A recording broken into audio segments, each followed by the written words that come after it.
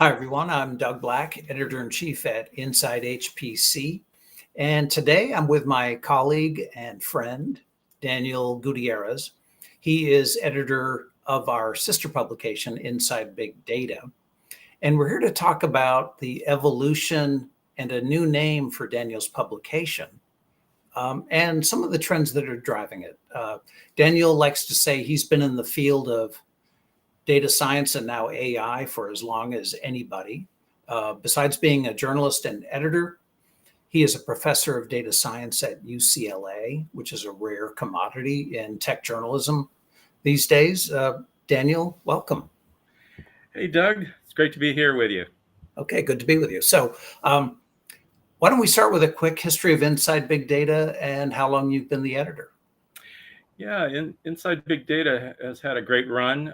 Started in the early 2010s. I joined October 2015 as managing editor and eventually became editor-in-chief. And yeah, I mean, it's a publication that at the time, was covering the trend of the day, and that was big data. And so I've been having a great time covering this ecosystem because it's so quickly moving. Okay, so tell us your view on some of the major trends driving the use of large data sets and how that's impacting data science and AI.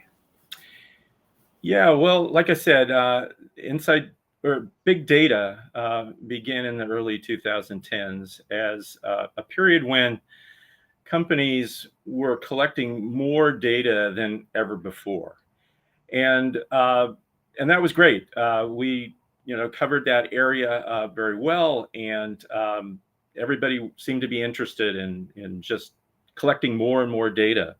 So what happened is around that same time period, there was an addition. That was sort of big data was the first part of the equation. The second part of the equation was accelerated computing with GPUs. And what that meant was that AI could sort of, rise again from one of its many previous AI winters. And the reason was because you now had enough data to make AI real, and you had enough compute capabilities to make it real. And so those two areas sort of met together, and that yielded deep learning, deep neural networks. And of course, today we see generative AI as sort of the culmination of all of that history. So it's been quite a ride. And, what's happening today is just unparalleled. It's like a revolution, what's happening today. It's almost like we're sort of revisiting the Industrial Revolution, but instead of generating electricity, we're generating intelligence. It's wild. Yeah. So, how has all that impacted the positioning and evolution of your publication?